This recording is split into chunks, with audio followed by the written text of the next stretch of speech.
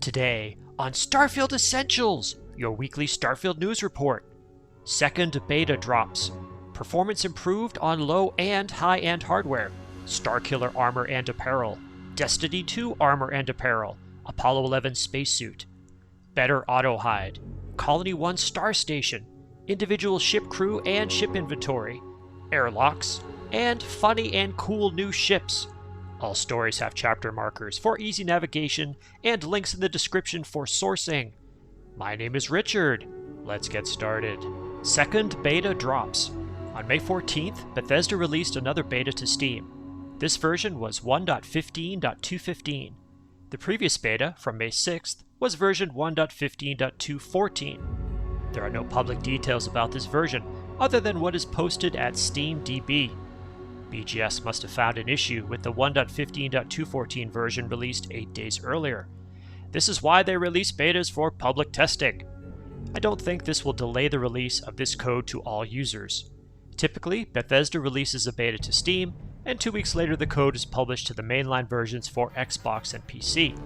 For example, in May 2024, we had a major update beta on May 1st, which brought new maps, gameplay, ship decoration, and other fixes. The final version arrived on May 15th. During the 2024 Xbox Showcase on June 9th, we got the Creation System, Creation Kit, and Trackers Alliance content. That June 2024 Xbox event also announced the Shattered Space DLC, which arrived on September 30th. The 2025 Xbox Showcase will take place on June 8th. I think history will repeat itself. I predict we will get some new content on that day, and also an announcement of a new DLC for the fall of 2025. Let me know in a comment how your experience with the beta is going. By the way, YouTube tells me that almost 2/3 of you watch my videos but aren't subscribed. Please subscribe if you like this content. This is how we can tell the world that there is an audience for Starfield videos that are honest and positive. Thank you. Next, performance improved on low and high-end hardware. In my last video, I tested the performance of the 1.15.214 beta on my higher-end gaming PC.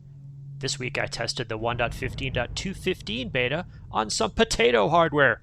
My thesis is that Bethesda is trying to optimize the game for running on other hardware like the Nintendo Switch 2 and PlayStation 5. My low-end test platform is a 2018 Dell G7 7588 gaming laptop running Windows 11 24H2 with all the security bells and whistles enabled. Yes, I did not apply any optimizations that involve disabling security in order to possibly gain a few more frames per second. I use this approach with all my Windows systems. However, I do aggressively de-bloat the operating system. Let me know if you want details on that.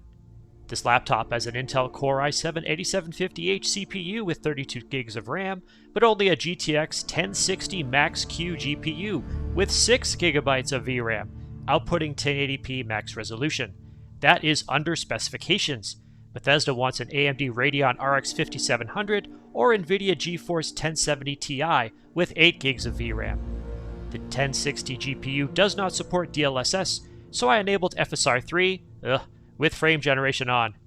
Here are the graphics settings I used. I started with medium and made a few tweaks. It looks as good as my Xbox Series S and is probably close to it in its graphics capabilities. I profiled with CapFrame X and had OBS Studio capturing video. I did my normal loop through Co Plaza in Aquila City, which is one of the most demanding areas in the game. I have no mods running, but the player has a lot of baggage with a 41 meg save. 1.14.74 did a pretty good job staying near 30 FPS, but the beta stayed just above 30 FPS most of the time. There was one big stutter in the middle of the plaza in each run, but the beta definitely performed better. This is consistent with testing I did on my high-end PC as well. Some people will complain that this game is poorly optimized because it isn't hitting 60 FPS in 2025, but I think this is a good showing on under-specification 2018 hardware. Given what we know about the Nintendo Switch 2 technical specifications, I think these recent optimizations are designed to run Starfield on that platform. The Switch 2 has more system memory available for gaming than the Series S, for example. Have you seen performance improvements with the beta? Let me know in a comment. Next, Starkiller armor and apparel. Crossbow released an awesome version of Starkiller from the Force Unleashed.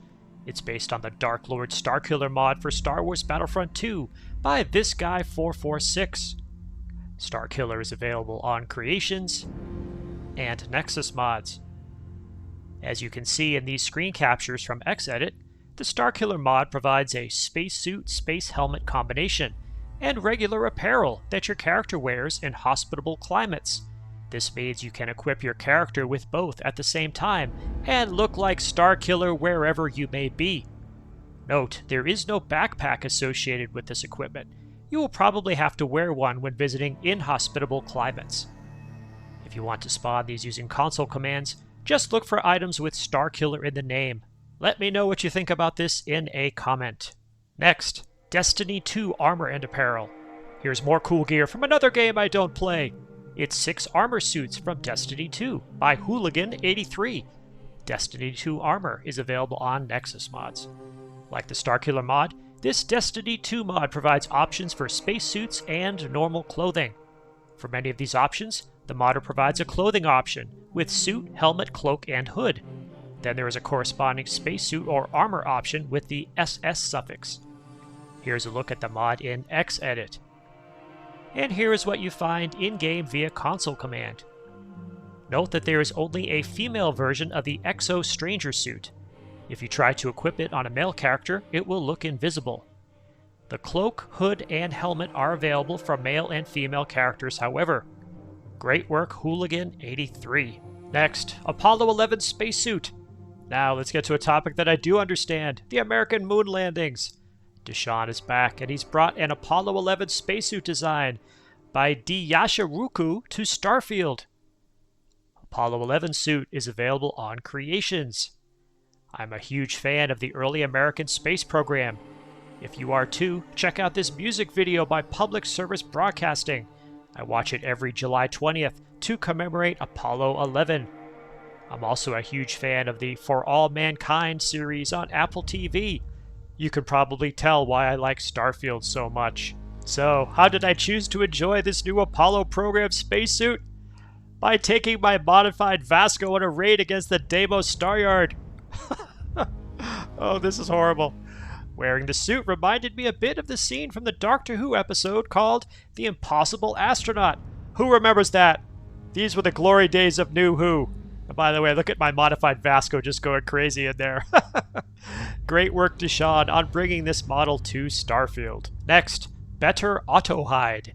If you've wanted improved spacesuit hiding, your only option until recently has been the smarter spacesuit auto hide mod by Deebs. Unfortunately, Deebs stopped supporting their mods for Starfield in December 2024 to protest Bethesda's decision to require that achievement-friendly creations be paid creations. I'm happy to report that thanks to modder Feckless Cowboy, you can now remove smarter spacesuit auto hide from your load order, if you want. Feckless Cowboy has introduced a replacement that works with the latest versions of the game. Better auto hide is available on Creations and Nexus Mods. Feckless Cowboy notes several special features of this mod. Settlement spacesuit auto hide now functions in all breathable environments. Companion spacesuit and helmet behavior is now linked to the player character. Vanilla forced spacesuit behavior, such as the 0G Deimos armored transport, is untouched. I've replaced the smarter mod with this better mod, and so far it seems to be working for me. Let me know if you try it and if it works for you. Thank you, Feckless Cowboy. Next, Colony 1 Star Station. Now let's talk about a mod that truly takes Starfield to another level. We still don't have buildable star stations in the vanilla game. However, modders have been adding new star stations, and modder Relentless Positivity, featured previously on this channel, has taken a huge step in this respect. Colony 1 is available on Nexus Mods. This is a new star station in orbit around Jemison. This place is massive. You'll have to spend a minute figuring out how to get close enough to the docking marker in order to board it. I asked Relentless Positivity to talk about how they built the mod. They answered that it took just a few weeks of weekends and playing around with the creation kit. Everything was done in the creation kit with vanilla assets. Relentless Positivity might put it on Creations once they flesh out the station a little more. Relentless Positivity would love to put colonies all over the game. They figured Jemison was a good place to start. I enjoyed running around this location and seeing how far I could go. I even tried to summon my flyable rover to make it easier to explore, but I couldn't get it to work. There's even a player home option in the apartment tower. This is indeed an amazing start. I look forward to seeing how it evolves and if we can see more star stations in the future.